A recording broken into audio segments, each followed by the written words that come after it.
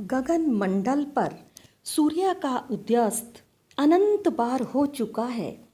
सूर्य का जब क्षितिज पर शुभागमन होता है तो वह इस धरा पर अपना दिव्य प्रकाश लेकर आता है और तब वह अस्ताचल की ओर प्रयाण करता है तो धरती पर अंधकार का गहन आवरण डाल देता है।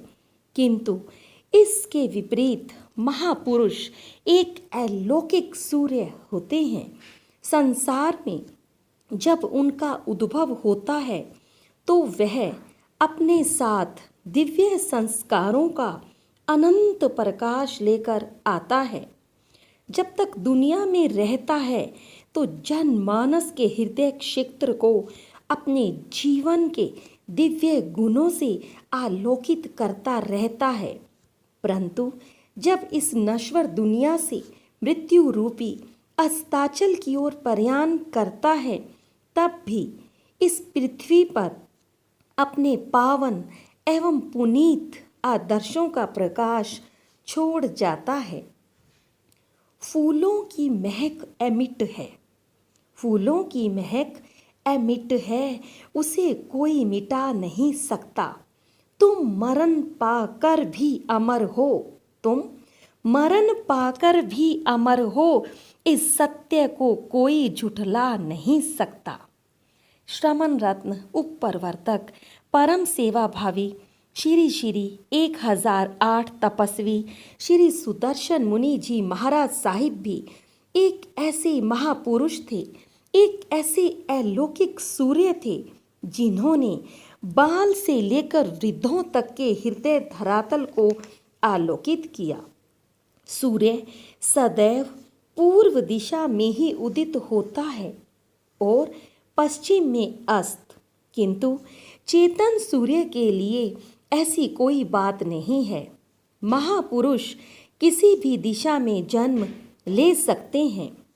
मम श्रद्धेय गुरुदेव तपस्वी श्री सुदर्शन मुनि जी महाराज का जन्म राजस्थान के सीकर जिले के कामठ गांव में सन 1905 में बसंत पंचमी के दिन राजपूत घराने में हुआ था।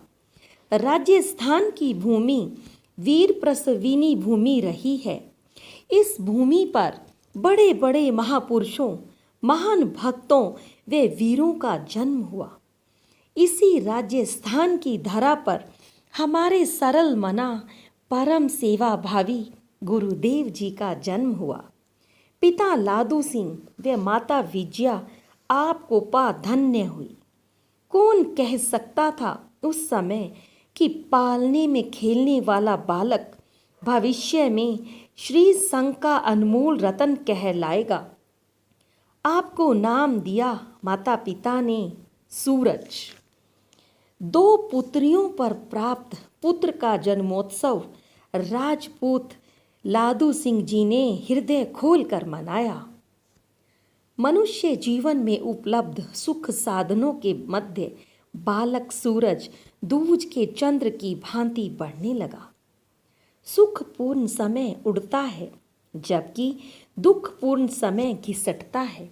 सुख संपन्नता के क्षणों में हम चाहते हैं कि समय स्थिर हो जाए और कष्टमय क्षणों को हम शीघ्र अतीत कर देना चाहते हैं, लेकिन विपरीत घटता है। सुख में समय वह कितना ही प्रलंब हो, प्रतीत होता है कि आंख झपकते ही बीत गया, तथा दुख में समय कितना ही छोटा हो, वह पहाड़ सा दृष्टिगत होता है। राजपूत लादू सिंह व श्रीमती विजयाबाई ने पलक झपकते ही पाया कि सूरज किशोर हो गया है।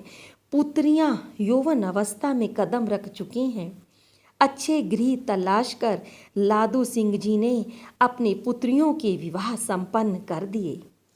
ग्राम में शिक्षा संस्थान न था, सो बालक सूरज अक्षर ज्ञान प्राप्त न कर सका, परंतु मातृ गोद विश्व का प्रथम और सर्वश्रेष्ठ विश्वविद्यालय है, जो इस विश्वविद्यालय की पूर्ण परीक्षाएं उत्तीर्ण कर लेता है। शेष विश्वविद्यालयों की उपाधियां उसके लिए मात्र उपाधियां ही रह जाती हैं। हमने सुना जाना कि हमारे चरित्र नायक महाश्रमण तपस्वी राज ने मातृ गोद रूपी विश्वविद्यालय की संपूर्ण शिक्षा प्राप्त की थी। फलस्वरूप उनके जीवन में सत्य, सरलता, गंभीरता, सत्संग प्रियता, भ्रातृत्व भाव, मितभाषिता आदि मानवीय तथा महामानवीय अद्भुत गुणों का सहजतया अवतरण हो गया था। सामान्य बालकों से वे सर्वथा भिन्न थे। उनके जीवन व्यवहार के प्रत्येक कण से विरलता झलकने लगी। एक बार उनके घर पर एक श्वेत वस्त्रधारी साधु भिक्षा लेने के लिए आए। धर्मप्राण गृह स्वामिनी विजयाबाई ने साधु को भोजन दिया। साधु भोजन करने लगी। उनकी दृष्टि सूरज के मस्तक की रेखाओं पर पुनः पुनः स्थिर हो जाती थी। अब साधु का भोजन पूर्ण हुआ। उन्होंने विजयाबाई को कहा, सुभगे, तुम्हारा पुत्र 1000 बालकों में एक है। इसका भविष्य गौरवमयी है। मेरी समझ यदि धोखा नहीं खा रही है तो यह पत्थर की लकीर है कि यह बालक या देश का उच्चाधिकारी बनेगा या फिर पूज्यों का भी पूज्य महापुरुष बनेगा। यह सुनते ही विजयाबाई ने सूरज को कंठ से लगा लिया।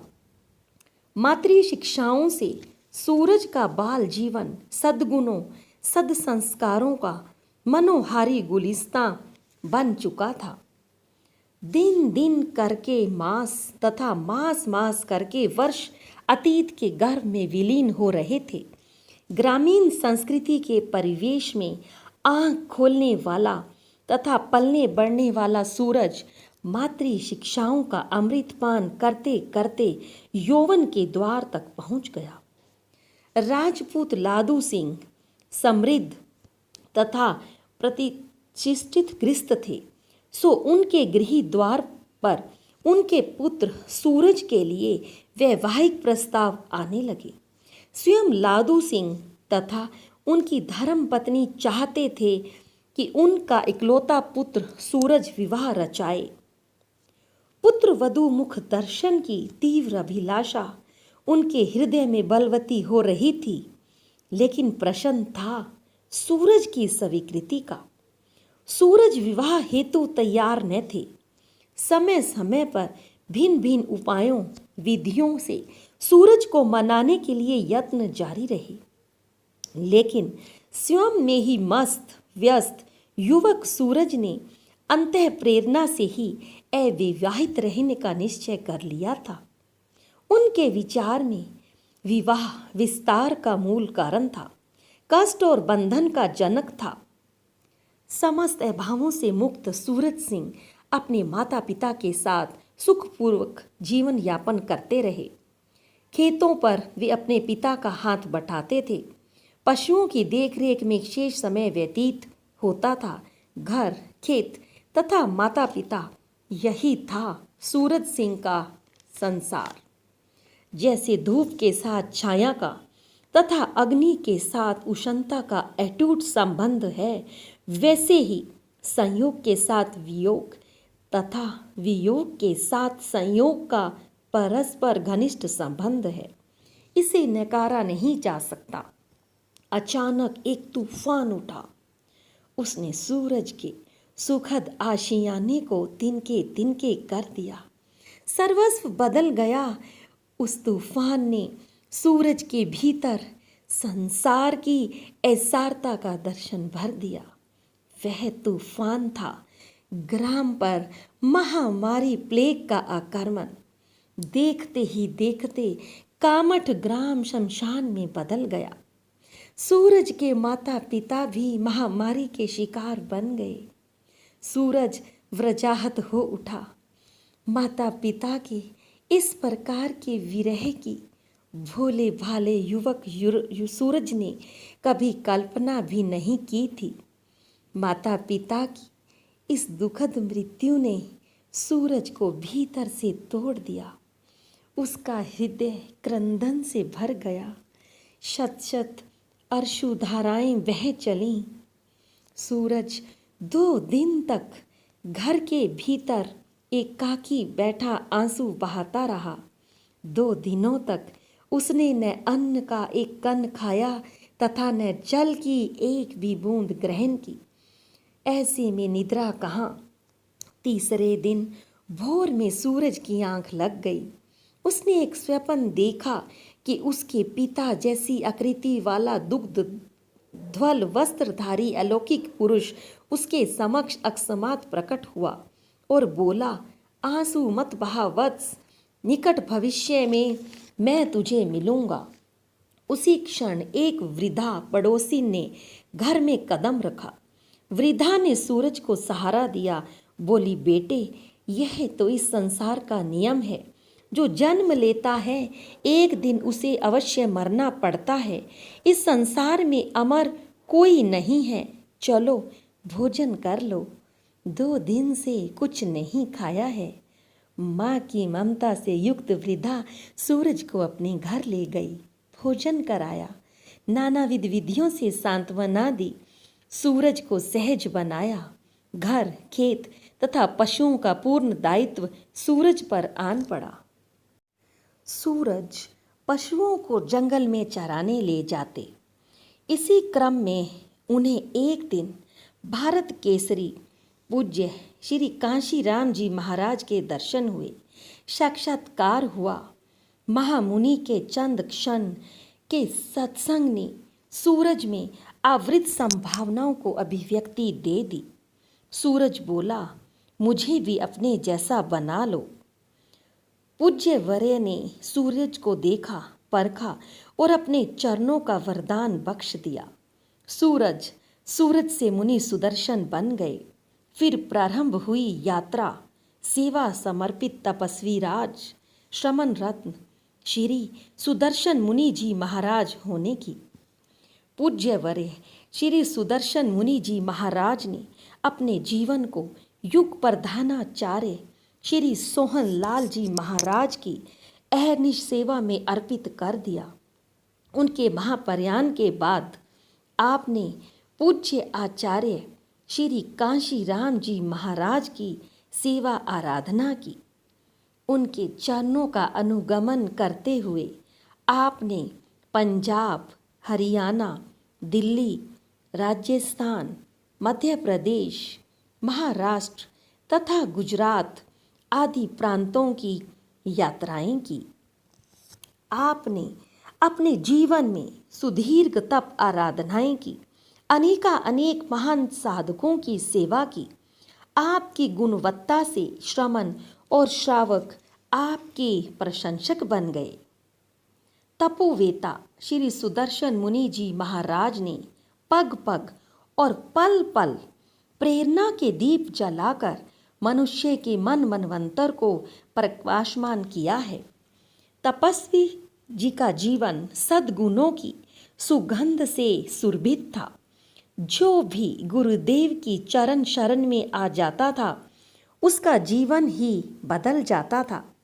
जिसने भी आपके दर्शन किए, वाणी को हृदंगम किया, आपकी चरण रज को पाया, वही निहाल हो गया। तत्पश्चात विचरते विचरते तपस्वी राज जी एक दिन शहर अंबाला आए फिर गए नहीं, काशी धाम में ज्योति बनकर समाये। आप अंबाला में 35 वर्षों तक विराजमान रहे। यहाँ पर आपने अनेक मुनि राजों की महान सेवा की। आप द्वारा सेव्य कुछ पूज्य मुनियों के नाम हैं। पूज्य श्री छज्जूराम जी महाराज, पूज्य बाबा श्री मानक मुनि जी महाराज तथा पूज्य श्री जिनदास जी महाराज आदि। साधारण प्राणियों का प्रयाण होता है, महापुरुषों का महाप्रयाण होता है। महाप्रयाण का अर्थ है महाप्रस्थान। तपस्वी राज जी का जीवन तप, त्याग, से अभिमंडित जीवन था, अतः उन्हें मृत्यु का कोई खौफ नहीं था। वे तो प्रतिपल तैयार थे, मृत्यु के भय को उन्होंने नष्ट कर दिया था। इसलिए हम सभी ने देखा, एक दिन अकस्मात वे विदा हो गए। 9 मार्च 1997 का मनहूस दिवस भी आया, जब सेवा की अनुपम ज्योति को काल के क्रूर हाथ हमारे से छीनकर ले गए। लगभग 1 घंटे के समाधि मरण के पश्चात पौद्गलिक देह का विसर्जन करने के पश्चात तपस्वी श्री देवलोकों की ओर प्रयाण करते हुए जन जन के वंदनीय व अर्चनीय बन गए। 11 मार्च को सुबह भव्य विमान पर तपस्वी राज जी की देह रखी गई। विशाल जुलूस बैंड बाजों के साथ PKR जैन स्कूल के प्रांगण में पहुंचा, जहां उन्हें मुखाग्नि दी गई। नश्वर देह मिट गई, उसे मिटना ही था, लेकिन तपस्वी राज नहीं मिटे। वे मिट नहीं सकते, वे अमर थे, आज भी अमर हैं, सदा अमर रहेंगे। हमारे हृदयों से उन्हें अतीत करने की सामर्थ्य न काल में है और न मौत में। तपस्वी राज महाश्रमण पूज्य श्री सुदर्शन मुनि जी महाराज निस्संदेह एक उच्च पुरुष थे। उन्होंने निरंतर 62 वर्षों तक अपने जीवन के श्वास श्वास को प्रार्थ तथा परमार्थ के लिए अर्पित कर दिया था। उन्होंने कभी भी नाम की आकांक्षा नहीं रखी। वे कर्म के विश्वासी थे। सदैव सेवा, तप तथा परोपकार के कर्म में वे साधनारत बने रहे। तपस्वी राज महाश्रमण श्री सुदर्शन मुनि जी महाराज 20वीं शताब्दी के एक सच्चे महापुरुष थे। उन्होंने अध्यात्म को जाना, समझा और जिया। आध्यात्मिक आलोक से वह जीवन आलोकित हो उठा। हजारों हजार तमस में भटक रहे जीवनों ने उस जीवन से जीवन ज्योति प्राप्त कर जीवन कल्याण किया। आप उस पारस के सदृश थे जिसके चरणों में आने वाला लोहा भी सोना बन जाता था। उनमें जितनी सरलता और विमलता थी, वह और वैसी आत्मा के आज कहीं खोजे भी दर्शन नहीं होते हैं। आप आज भी जन जन के हृदय मंदिर में विराजित हैं। यद्यपि आज उनकी नश्वर काया हमारे मध्य नहीं है, परंतु मैं ऐसा मानती हूँ कि यदि उनकी चरित्र निष्ठा, प्रबल करुणा और निश्चल निष्कपटता हृदय में प्रवेश कर जाए तो हम धन्य हो सकते हैं। तो ये थी सुदर्शन मुनि जी के चरणों में एक छोटी सी भेंट। आशा करती हूँ कि आप सबको अच्छी लगेगी। Thank you. Have a nice day.